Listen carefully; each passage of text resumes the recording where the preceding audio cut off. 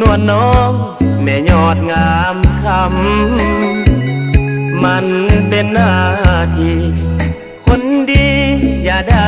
คิดนำเรียกอยู่บ้านให้แม่งามคำสวยทำสามอายตามมาการลงหักหานนงคานได้ลงตลอดใจก็ต้องสปอร์ตตามคำสั่งบัญชาเวียกน้อยเวียกใหญ่ก็ต้องได้พัฒนามีคำสั่งบัญชาให้ทันเวลาจริงหับประกันศาสตร์ยิ่งใหญ่เหนือสิ่งใดอายแสนเป็นห่วงอดใจก่อนเด้อพุ่มพวงอายยิ่งห่วงน้องอยู่ทุกวันบาดสันอายออกสิโทรบอกน้องเด้อจอมขวัญเป็นผู้บัญชา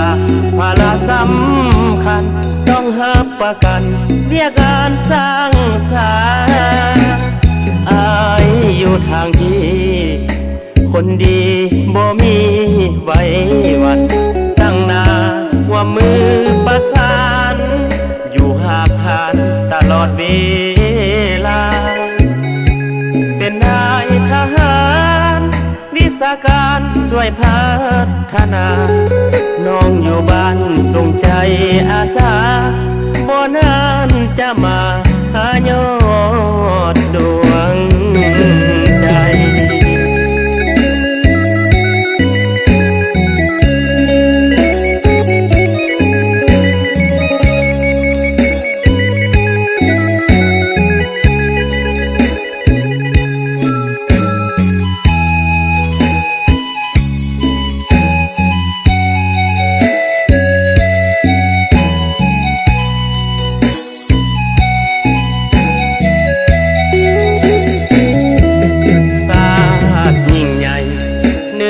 สิ่งใดอายแส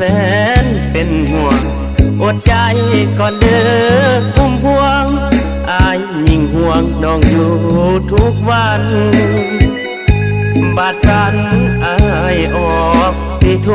บอกน้องเด้อจอมขวัญเป็นผู้บัญชาภาระสำคัญต้องหับประกันเรียกการสร้างสาอายอยู่ทางที่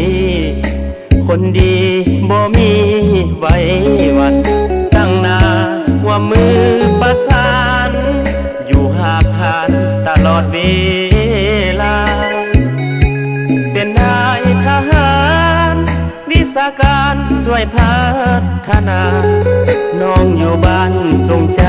อาสาบ่นานจะมาหายอดดวง